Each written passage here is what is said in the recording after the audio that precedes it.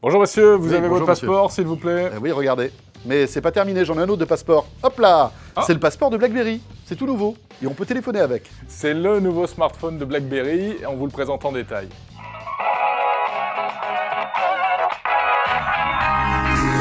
Mais qu'est-ce qui est passé par la tête de Monsieur BlackBerry pour faire un téléphone carré, Jérôme? Qu'est-ce qui leur arrive? Bah écoute, BlackBerry nous explique que pour les pros, c'est bien. Pourquoi? Parce que le téléphone lui-même, il n'est pas exactement carré. En revanche, l'écran, oui, lui, il l'est. Avec une diagonale de 4,5 pouces. Ouais, donc ce nouveau ratio, hein, c'est vrai que c'est pas tout à fait carré, ça fait un peu penser aux télé cathodiques qu'on avait à la maison avant. Mais vous allez voir, hein, ça a quand même un sens. Évidemment, c'est mieux adapté pour les applications bureautiques et métiers. Tiens, toi qui es un fan d'Excel, regarde ça, Jérôme. Oui, c'est vrai. Ton classeur Excel rentre dans cet écran. C'est certain, c'est plus agréable que de regarder ça sur un petit smartphone classique qu'on est obligé oui, où tu es obligé de zoomer, de dézoomer, etc. de faire de basculer, tourner, de tourner. Là, pas besoin de tourner le smartphone. Donc, grande surface d'affichage. En fait, c'est l'équivalent d'un smartphone classique au format 5 pouces. Donc, c'est plutôt pas mal. Bon, l'inconvénient, c'est que si vous voulez regarder des vidéos, en revanche, comme les vidéos sont larges, bah, vous vous retrouvez avec des bandes noires en haut et en bas. Et voilà, comme la télé de maman de l'époque. Et ouais. Autre particularité de ce BlackBerry Passport, eh bien son clavier. Alors, clavier, un vrai clavier mécanique. Et ça, il y a ça sur tous les BlackBerry. Et oui, et puis on voit que BlackBerry renoue avec le succès du clavier parce que les utilisateurs veulent un BlackBerry pour le clavier. Mais il a une particularité, ce clavier, c'est qu'il est tactile aussi. Oui, alors ça, c'est assez astucieux. C'est-à-dire qu'en passant les doigts dessus, eh bien, regardez, on peut interagir. Ça peut servir, par exemple, pour faire défiler une page d'écran, comme si c'était un pavé tactile, pour sélectionner des mots. Voilà, pour lancer de nouveaux menus. Donc c'est vraiment... Alors au départ, c'est vrai que c'est assez étonnant. Hein. En fait, on tapote le clavier, il faut simplement l'effleurer pour que ça fasse des actions sur le téléphone. Voilà, BlackBerry veut maximiser la surface d'affichage, malgré la présence de ce clavier mécanique dans le bas de l'appareil. Côté OS, on a donc du BlackBerry 10.3, c'est la dernière version de l'OS de BlackBerry, avec toujours ce fameux mode balance, hein, c'est-à-dire que vous avez deux univers, l'univers pro, hyper sécurisé, etc., et puis l'univers perso, pour pouvoir malgré tout se divertir et avoir une vie à peu près normale. Alors se divertir de quelle manière? Eh bien en téléchargeant des applications, et pour cela il y a deux stores. Bah, oui, allez, ne chipotons pas. Quand on peut faire simple. Deux stores, c'est ça? Ouais, c'est ça. C'est-à-dire qu'il y a le store BlackBerry, dans lequel on va trouver beaucoup d'applications professionnelles. Et là, puis, c'est du lourd, hein, c'est vraiment du costaud. Hein.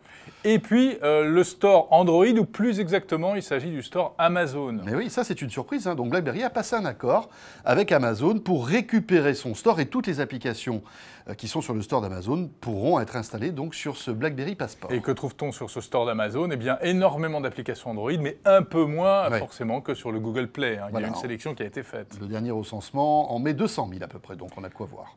Autre spécificité de ce smartphone, la commande vocale, qui existait déjà sur les autres BlackBerry, qui marche plutôt pas mal, il faut reconnaître. Envoyez un email à Julie pour lui dire que je serai en retard de 10 minutes à notre rendez-vous. Souhaitez-vous ajouter des destinataires à ce message? Non. Quel est l'objet de votre message? Notre rendez-vous. Voulez-vous envoyer votre message maintenant?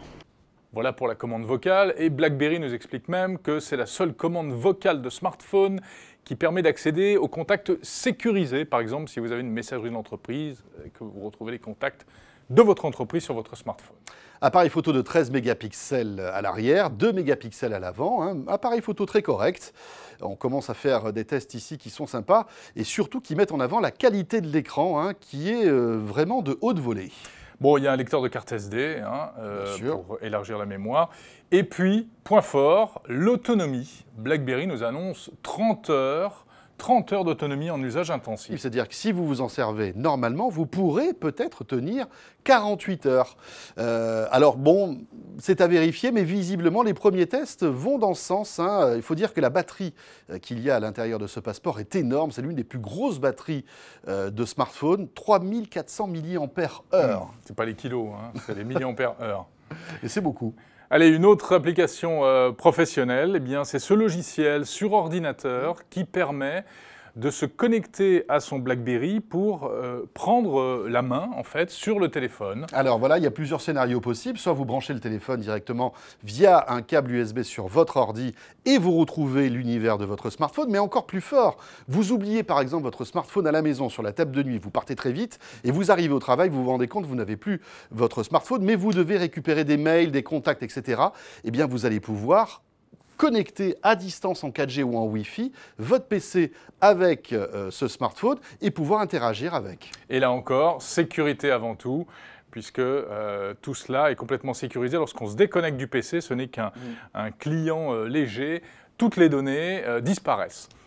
Bon, alors, est-ce que tout ça, Jérôme, va suffire à faire revenir BlackBerry sur le devant de la scène? On voit que là, BlackBerry eh bien, innove, propose des choses, est courageux avec cet écran qui est atypique, pas mal de services assez intéressants. Est-ce que ça va suffire à relancer BlackBerry sur le marché du smartphone? Alors, pour le grand public, il faudra voir si ce format un peu bizarroïde quand même peut intéresser certains d'entre nous. Ça fait un peu pavé. Ouais, c'est vrai. Est-ce que ça peut plaire esthétiquement? En fait, de toute façon, BlackBerry s'en moque un peu puisque c'est clairement les entreprises qui sont visées, les professionnels. C'est le fonds de commerce de BlackBerry et ils veulent capitaliser là-dessus, toujours en mettant en avant la sécurité. Voilà, une chose est sûre, c'est que c'est sans doute l'une des dernières cartouches de BlackBerry, avant peut-être une remise en question de cette société. Donc voilà, c'est très important de voir si ce passeport va arriver à trouver son public. Bon, allez, bonne chance à BlackBerry et on se retrouve très vite sur ZeroNet TV.